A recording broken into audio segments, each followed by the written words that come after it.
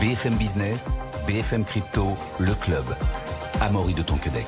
Bonjour à tous, c'est le club BFM Crypto. J'espère que la semaine commence bien pour vous. Que se passe-t-il aux États-Unis ? Il y a 10 jours, on parlait de revirement politique historique et puis finalement, il semblerait que l'actuel président des États-Unis, Joe Biden, a changé d'avis. Est-ce le cas ? On en parle dans un instant avec Raphaël Bloch, cofondateur de The Big Whale, qui est en ligne avec nous. On entend aussi que les ETF Ethereum Spot auraient été approuvés pour des raisons politiques, mais on va voir qu'il y a aussi des raisons pratiques et fondamentales à cela, notamment avec Vincent Fourcault. Bonjour Vincent. Bonjour Amaury. Cofondateur de Quant Alpha Signals. Et pourrait-on prédire demain les mouvements sur les marchés actions et aussi sur les marchés crypto, tout ça grâce à l'IA? Faut-il y croire? On en parlera aussi avec vous, Vincent. Mais d'abord, c'est l'heure du point marché, comme chaque lundi à 15h, avec Alexandre Baradez, chef analyste chez IG. Bonjour Alexandre. Bonjour Amaury, bonjour à tous. Alexandre, le Bitcoin commence bien la semaine, dans le vert, et dépasse une fois de plus son record historique de 2021. Le fameux cap des 69 000 $, plus 2% actuellement. Sommes-nous en route vers son dernier record historique des 73 000 $ atteint en mars de cette année, Alexandre? Alors, nous y sommes, mais à quel horizon? Voilà, on va déjà commencer par ça. Nous y sommes à quel horizon? J'ai regardé, là, avant qu'on prenne l'antenne, au moment où on se parle, on est quasiment au même niveau que l'année dernière, quand on s'est parlé au même moment, en fait. C'est-à-dire que le Bitcoin était à ce niveau-là, on est descendu vers les 66 000 cette semaine. On parlait de la semaine dernière, de l'inflation PCE qui était importante, donc le marché avait effectivement bien défendu ça en travaillant plutôt à la baisse, en étant un peu précautionneux par rapport à ce chiffre très attendu. Le chiffre est tombé a montré une résilience de l'inflation, donc il n'y a pas eu de progrès significatif sur le front de l'inflation. Malgré tout, Bitcoin arrive à ressortir un petit peu vers le haut, vers les 70 000. Alors, quel peut être le scénario? Moi, si vous voulez, j'ai toujours ce sentiment que dans l'environnement actuel de taux, dans l'environnement actuel d'inflation aux États-Unis, par rapport au niveau du dollar, les progrès réalisés sur le front de l'inflation sont toujours assez faibles, si vous voulez.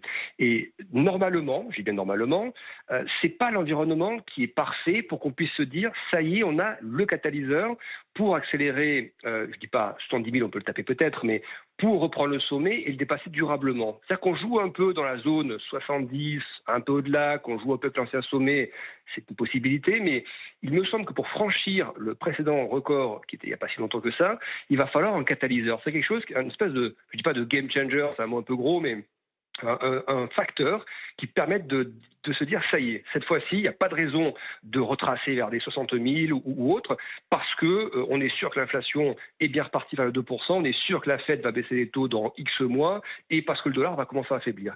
Je dis bien ça en dehors de tout facteur sectoriel, c'est-à-dire si effectivement il y a des annonces réglementaires liées aux ETF ou autres, ça c'est une chose. Mais je parle si on devait garder l'environnement actuel, c'est-à-dire pas plus d'annonces sur les ETF, pas plus d'annonces spécifiques liées au secteur, et qu'on regardait simplement l'aspect macro et la réaction des différents marchés aux éléments monétaires et inflation, je pense qu'on a encore des cartes en main actuellement d'un point de vue crypto pour ne pas franchir tout de suite ce niveau. Et je pense qu'on peut encore balayer une zone, je dis une zone assez large, mais 60, 70 000. Je pense qu'on peut encore se balayer dans quelques temps avant qu'on ait réellement des signaux clairs sur l'inflation, sur les taux, la baisse des taux, etc. Donc je reste encore dans une optique de consolidation où je pense qu'il faut par défaut quand même être un petit peu long dans le marché, avoir quand même des positions acheteuses, parce que si ça part tout de suite, il faut mieux être dedans que pas y être. Mais je n'ai pas de conviction sur les haussières fortes tout de suite, plutôt un peu de consolidation encore, dans un range où on a déjà travaillé, et seulement après, sur des vrais catalyseurs, sortir par le haut et casser le record. Merci beaucoup Alexandre. Bon, ce que je retiens, c'est les taux, sauf autre info majeure, ce sera les taux qui décideront si le marché s'envolera plus fort que le range dans lequel on est actuellement. Merci beaucoup Alexandre Baradez, chef analyste chez IG, d'avoir été avec nous. Bon alors, Raphaël Bloch, qui est encore en ligne avec nous, cofondateur de The Big Whale. Qu'est-ce qui se passe aux États-Unis? Parce que c'est vrai qu'il y a 10 jours, tout le monde parlait de revirement politique historique, et puis où globalement tout le monde y était favorable, et il semblerait, on ne sait pas, vous allez nous dire, que Joe Biden ait un petit peu retourné sa veste, il aurait changé d'avis. Est-ce que c'est réellement le cas? Est-ce qu'on peut faire un petit point sur la situation, Raphaël? Oui, tout à fait. Bonjour à tous, bonjour Amaury. Alors effectivement, c'est vrai qu'il y a 10 jours, on a eu un grand moment d'enthousiasme autour des cryptos. Il y a eu évidemment les ETF, donc Ethereum Spot qui sont arrivés. Et puis il y a eu ce changement sur la législation. Et entre vendredi et samedi, donc là c'est 48 dernières heures, on a eu l'impression qu'en fait l'administration Biden avait changé de pied parce qu'il y a eu un communiqué de la Maison-Blanche qui expliquait que voilà, Joe Biden allait mettre son veto à un texte porté par le Congrès, qui était lui-même en fait ce texte censé annuler une notice de la SEC, alors qu'en réalité en fait c'est tout simple. Hein. Vous avez la SEC qui a voulu donc porter un texte pour davantage encadrer les banques avec plus de contrôle sur les actifs numériques. Et en fait, Joe Biden avait déjà expliqué qu'il opposerait son veto au Congrès sur ce texte parce que le but, c'est de protéger les prérogatives de la... Là-dessus, on était prévenus et ça ne concerne pas tout ce qui a été en fait voté et validé précédemment. Donc voilà, on a eu le sentiment qu'il y avait un changement de pied, alors qu'en réalité, il avait prévenu qu'il défendrait les prérogatives de la SEC concernant les banques et les acteurs crypto, mais que par contre, effectivement, ça avancerait sur le contrôle de la SEC sur les cryptoactifs eux-mêmes. Bon, donc finalement, Raphaël, ce que vous nous dites là, c'est que finalement, il fait ce qu'il a dit, mais que tout le monde s'était peut-être un peu trop excité, et ça a fait un peu peur à tout le monde, parce qu'on avait oublié peut-être ses premières déclarations. Mais la question qu'on se pose maintenant, c'est est-ce qu'il y a un cap clair côté politique au niveau des cryptos aux États-Unis ? Oui, tout à fait. C'est-à-dire qu'en fait, au mois de mai, là, on a vu 2 grands textes avancer de front. Donc, il y a à la fois un texte porté par le Congrès et qui, lui, est censé en fait mieux répartir les pouvoirs entre la SEC et la CFTC au niveau des cryptoactifs. Et puis, il y a effectivement ce texte là qui va être rejeté normalement parce que donc la Maison Blanche va apposer son veto et qui là en fait concerne la possibilité pour la SEC de continuer à suivre les banques et les acteurs crypto. Donc en fait voilà, paradoxalement les choses sont encore plus claires qu'il y a 10 jours, c'est-à-dire que on s'achemine vers un système où la SEC va bien encadrer banques et acteurs crypto, la CFTC va davantage avoir le contrôle de tous les cryptoactifs, on va dire décentralisés, c'est-à-dire Bitcoin, Ethereum. Et puis, là où va continuer juste à avoir un petit peu de flou, c'est sur les cryptoactifs qui sont en fait plutôt centralisés, là, qui ressemblent davantage à des actions. Et là, on peut imaginer que la SEC continue de garder le contrôle dessus. Et en fait, ça va être l'objet de la prochaine bataille au Congrès. Bon, donc on voit bien que les cartes sont en train d'être redistribuées potentiellement. Raphaël, nous en Europe, on a Mika, Market in Crypto Asset qui arrive. Qu'est-ce qui se passe chez nous en attendant ? Quel comparatif on peut faire entre les États-Unis et l'Europe ? Oui, tout à fait. C'est vrai que Mika, ça fait des années qu'on en parle. Ça a été voté l'année dernière. Ça entre en vigueur définitivement à la fin de l'année. Donc, cette législation européenne qui va encadrer les acteurs crypto. On a été très nombreux à se féliciter du fait que la régulation permet de mieux organiser le secteur, avec évidemment toutes les réserves en termes de complexité quand même pour certains acteurs. Donc c'est pareil, ça reste un chantier sur lequel les acteurs crypto restent vigilants, mais toujours est-il qu'il y a encore quelques mois, on disait que l'Europe avait pris de l'avance par rapport aux États-Unis sur la régulation. Et en fait, vu ce qui se passe là aux États-Unis entre bien justement la régulation des acteurs crypto et des cryptoactifs, on peut se poser des questions parce que dans MiCA, en réalité, il n'y a que la régulation des acteurs crypto, il n'y a aucune définition des cryptoactifs.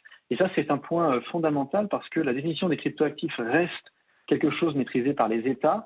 Et donc, les États-Unis, qui sont un seul et même État, vont avoir un système plutôt cohérent avec un régulateur, la SEC, qui va plutôt suivre les acteurs crypto et la CFTC qui va récupérer au fur et à mesure le suivi des cryptos. Alors qu'en Europe, on va avoir en fait une régulation qui, au niveau européen, vous allez avoir l'ESMA, donc on va dire l'AMF européenne, qui va, elle, suivre les acteurs crypto. Mais par contre, tout ce qui concerne les cryptoactifs va rester quelque chose de national. Et donc, c'est là où on peut craindre qu'il y ait finalement une régulation à 2 vitesses avec des cryptoactifs plutôt régulés à l'échelle nationale et des acteurs crypto régulés à l'échelle européenne. Oui, ce qui pourrait créer certaines divergences. Raphaël, vous restez avec nous. Vincent, on revient rapidement sur l'approbation des ETF Ethereum Spot qui a eu lieu il y a quelques jours aux États-Unis. On a beaucoup parlé de revirement politique, Raphaël en parlait à l'instant, mais il y a des raisons fondamentales aussi à cela, finalement. Le train est en marche. Aujourd'hui, les crypto-actifs, c'est 3 trillions, 3 000 milliards, donc c'est pas rien. Donc il y a une croyance je dirais des investisseurs. D'ailleurs, dans mon activité, je croise essentiellement des investisseurs quasi professionnels qui sont fortunés, des single family office, et au moins un tiers d'entre eux sont investisseurs en crypto pour découvrir, pour tester, pour mieux appréhender le sujet, parce qu'ils ont compris qu'il se passait quelque chose. Donc on ne peut pas nier 3 000 milliards d'actifs. Et puis à cela s'ajoute aussi ce phénomène générationnel que vous avez souvent évoqué ici. C'est surtout l'apanage des jeunes qui trouvent dans cette solution une façon de prendre le contre-pied des monnaies traditionnelles, d'avoir une carte bleue. Là, tout semble plus facile. Et je parle surtout des digital nomades qui l'utilisent beaucoup, et il y en a de plus en plus. On a des millions de digital nomades dans le monde désormais. Et puis enfin, sur la partie crédibilité administrative, je dirais que le régulateur américain, malgré tout, c'est le plus libéral du monde et le plus en avance. Voilà, donc il a clairement mis tout le monde d'accord autour de la perspective de crypto-monnaie crédible. Pour vous, Vincent, les États-Unis sont en avance au niveau de la régulation par rapport à l'Europe? Oui, parce que dès lors qu'on a des ETF, ça veut dire qu'on accepte l'échange de ce sous-jacent. Et cet ETF, on le sait très bien, il sera distribué dans les grands réseaux de distribution de banques de détail américaines et de banques privées. Donc on a un flux d'argent et ça a été approuvé par le plus haut niveau de l'État américain. Donc c'est juste, aujourd'hui, il y a du bruit, mais la vision long terme, c'est que ce seront des actifs légitimes. Quid de ce qu'on va en faire en termes d'utilité? Aujourd'hui, c'est plus de la spéculation. D'ailleurs, l'économie est drivée par la notion de momentum. Un actif qui monte, tout le monde va regarder. Un actif qui baisse, on referme le dossier. Là, justement, au niveau du momentum, Vincent, tout ce qui arrive là, donc ETF Bitcoin Spot, ETF Ethereum Spot, tout ce qui est en train de se passer au niveau politique aux États-Unis, ce qui arrive aussi chez nous en Europe avec Mika. Est-ce que, en termes de timing de marché, ça arrive au bon moment? Ça devait arriver, en fait, puisque ça fait maintenant, 10 ans qu'on entend parler du Bitcoin de plus en plus fréquemment. Maintenant, je pense qu'il n'y a pas... Regardez Boursorama, MarketWatch aux États-Unis, enfin des portails Yahoo Finance et Google Finance. Il n'y a pas un portail dans le monde où il n'y a pas en première page le Bitcoin et l'Ethereum. Donc, et ça fait maintenant 4-5 ans. Donc aujourd'hui, c'est une réalité, à force d'être imprimé par la marque Bitcoin. Vous y croyez? Tout ça, ça fait baisser la volatilité, le fait qu'il y ait de plus en plus d'institutionnels qui rentrent dans ce marché. Et vous, Vincent, vous observez une potentielle corrélation de plus en plus forte avec l'indice Nasdaq. Effectivement, on a constaté par moment des corrélations qui peuvent atteindre 90%. Sur des périodes plutôt haussières et baissières. Dès qu'on est sur des marchés sans direction, on est plutôt sur une corrélation de 50%, et le Bitcoin est un peu plus décorrélé. Mais à partir du moment où on est sur des marchés très orientés, très momentum, et on a une corrélation qui est quasi une pour une. Pour vous, là, la corrélation, par exemple avec le Nasdaq, elle n'a jamais été aussi forte? Ou alors jamais. Jamais. Donc jamais là, depuis le début de l'année. On tend de plus en plus vers ça. Oui. Parce qu'à un moment, on parlait beaucoup de corrélation avec les marchés traditionnels, puis finalement moins. Pour vous, là, à l'instant où on se parle, il n'y a jamais eu une corrélation aussi forte. Marché de flux, le marché de flux le plus dominant au monde, c'est le Nasdaq, plus précisément le Nasdaq 100, dans lequel on parle de Nvidia tous les jours. Donc c'est des stocks, donc des petits titres qui font l'actualité en permanence. Là où vous avez une concentration des marques d'intérêt des investisseurs, avec des échanges de capitaux considérables. Et donc pour moi, le Bitcoin et l'Ethereum, ce sont en fait des actions au même titre que Apple et Nvidia. D'accord, donc vous, ça va arriver, ça se mêle, on va dire, à la tech américaine, par exemple. Oui, d'ailleurs, 80% de mes clients ont des titres US du Nasdaq 100 et des crypto-monnaies. Raphaël Bloch, est-ce que vous avez un avis là-dessus sur le fait que ce marché crypto, qui est de plus en plus corrélé avec, là par exemple, on parle de l'indice Nasdaq aux États-Unis, est-ce que pour vous, c'est aussi en train de devenir un peu des grosses actions un peu à part entière de marché traditionnel finalement, Bitcoin et Ethereum, avec l'arrivée de ces ETF notamment? Oui, effectivement, et je souscris totalement à ce qui vient d'être dit sur le plateau. C'est vrai que, en fait, de notre perspective européenne, on a évidemment une culture des marchés financiers, mais qui est quand même beaucoup moins développée qu'aux États-Unis. Et donc c'est vrai qu'on a plus de mal à comprendre ce qu'implique l'arrivée de produits comme des ETF, et à quel point c'est structurant pour la maturité d'un marché, notamment celui des cryptos. Et effectivement, on sait que en Europe, ça fait maintenant 10 ans qu'on a des équivalents d'ETF, les ETP. Il y a des acteurs comme CoinShares ou 21 Shares un peu plus récemment qui ont lancé des ETP Bitcoin. Et ça a beaucoup moins pris parce que encore une fois, en Europe, on a un marché de capitaux, mais qui est beaucoup moins mature qu'aux États-Unis. Et donc, on n'a pas cette culture. Alors que aux États-Unis, ça va aller très vite. On a vu des BlackRock, des grands acteurs qui sont emparés de ces produits. Et effectivement, je suis d'accord avec Vincent, ça va avoir un impact considérable. Et je pense que les États-Unis vont, grâce à cela et à la régulation, malheureusement, devenir encore une fois les leaders. Et rapidement, Raphaël, sur la régulation, on voit que Vincent Fourcault, qui est avec nous en plateau, l'a dit. Pour lui, les États-Unis sont en avance au niveau de la régulation, ce qui n'était pas forcément évident, parce que nous, on a Mika qui se prépare depuis longtemps. Eux se réveillent beaucoup plus tard. Est-ce qu'ils sont en train d'aller plus vite que chez nous en Europe ? Alors c'est effectivement une très bonne question, et c'est même peut-être la question la plus importante qu'on doit se poser en Europe aujourd'hui. Parce qu'à partir du moment où vous avez fait de la régulation votre atout, et c'est une très bonne chose d'avoir une régulation, mais c'est vraiment l'argument majeur en Europe. Il faut effectivement s'assurer qu'on est vraiment les meilleurs là-dessus et qu'on est toujours en avance. Et malheureusement, mais bon, c'est aussi le fait d'être à 27, ça prend plus de temps. C'est-à-dire que c'est bien, on est parti tôt, mais ça prend du temps. Et aux États-Unis, ils sont partis plus tard, mais ils avancent beaucoup plus vite quand il s'agit d'accélérer. Aussi parce que c'est dans leur ADN d'aller très vite, de trouver des compromis quand il faut trouver des compromis. On le voit, là, c'est transpartisan quand il s'agit de soutenir les cryptos. Oui, l'Europe était en tête il y a encore un an. Je pense qu'elle a encore un cadre qui lui permet d'être très compétitive. Mais je discutais encore la semaine dernière avec des acteurs crypto qui disent oui, c'est super d'avoir un cadre crypto, mais il ne faudrait pas que ce cadre ne s'applique dans quelques années qu'à des acteurs extra-européens, parce que les acteurs européens n'auront pas réussi à se développer suffisamment vite et fort. Et Vincent, ce qui est intéressant aussi, c'est que là on parle de la régulation, on parle d'éléments fondamentaux, mais évidemment le cours des actifs, que ce soit dans la bourse traditionnelle, que ce soit en crypto, intéresse les investisseurs évidemment. Et j'aimerais avoir votre avis sur ce qui peut être fait par l'IA, parce que peut-être que l'IA demain pourrait prédire les cours, que ce soit des actions en bourse traditionnelle ou alors les cours peut-être même du marché crypto. Est-ce que vous y croyez à ça ? Alors prédire un événement comme la météo, c'est le Graal. D'ailleurs, on a pu le constater en France, du moins à Paris, que les prédictions de météo depuis 10 jours sont compliquées.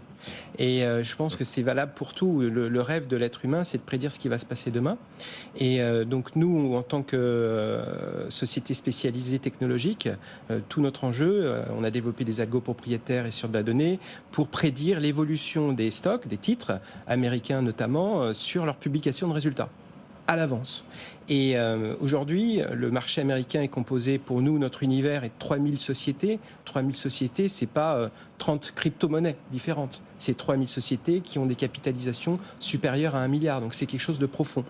Rien que le marché du Nasdaq 100, les 100 plus grosses entreprises américaines, on est à 35 trillions. C'est 12 fois plus grand que l'ensemble de toutes les crypto-monnaies. Et on parle que de 100 entreprises aux États-Unis.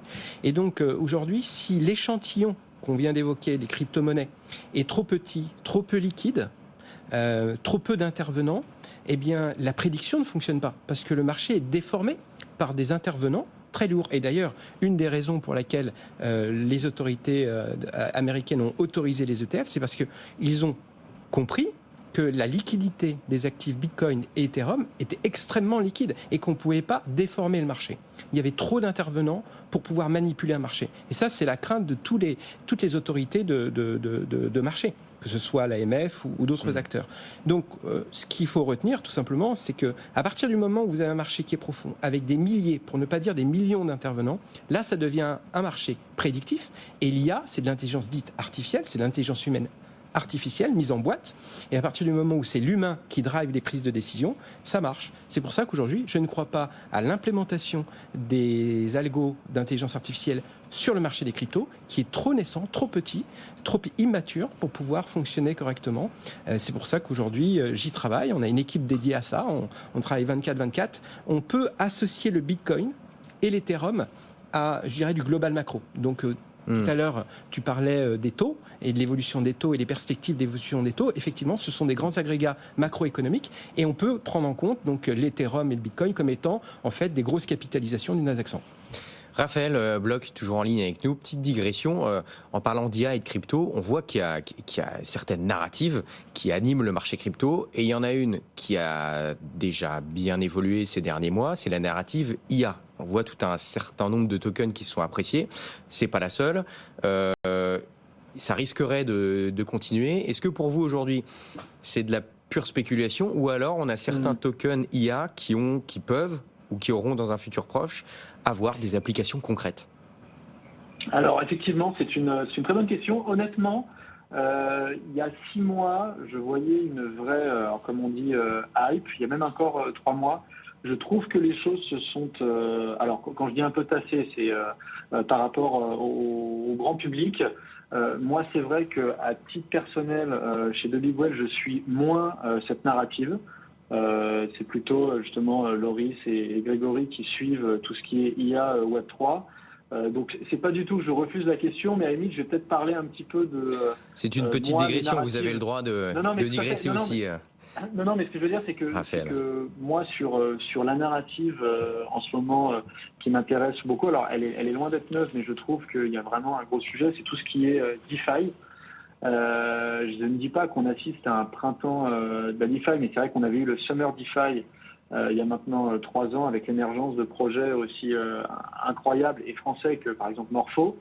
Et aujourd'hui, ce qui est intéressant, c'est de voir que sur tout ce qui est donc DeFi, finance décentralisée, les choses avancent et en fait, on a une vraie dichotomie entre des protocoles qui vont vraiment, comme Morpho, se positionner uniquement sur la partie infrastructure, c'est-à-dire qu'ils fournissent les moyens à certains acteurs d'emprunter, enfin de prêter et d'emprunter de l'argent. Donc c'est par exemple le cas de Morpho ou de Euler Finance. Et puis vous avez de l'autre côté des acteurs un peu plus historiques comme AV, qui sont les premiers et leaders sur le marché de la DeFi et qui, eux, sont sur une approche un peu différente, c'est-à-dire qu'ils sont à la fois l'infrastructure et aussi le produit. Ils fournissent des produits, ils sont acteurs sur le marché. Et donc voilà, moi c'est vraiment ce que je suis beaucoup parce que j'ai un profil financier. Donc ça, dans les narratifs que j'aime beaucoup, il y a évidemment finance centralisée. Et puis sinon, il y a aussi le cloud décentralisé, Deepin, qui est très intéressant avec des projets français comme Intera ou d'autres. Qui sont très intéressants et aussi il y a des tokens à suivre. D'accord, merci beaucoup Raphaël Bloch, cofondateur de The Big Well, d'avoir été avec nous. Donc 2 narratifs que vous suivez, notamment la DeFi et le cloud décentralisé. Vincent Fourcault, merci d'avoir été avec nous, fondateur de Quant Alpha Signals, et peut-être que bientôt vous arriverez grâce à l'IA à faire certaines prédictions sur le marché crypto, là où quand il sera peut-être plus mature. J'espère bien. Merci beaucoup Amaury. Merci à vous d'avoir été avec nous. Rendez-vous demain 15h. Bonne journée. BFM Business, BFM Crypto, le club.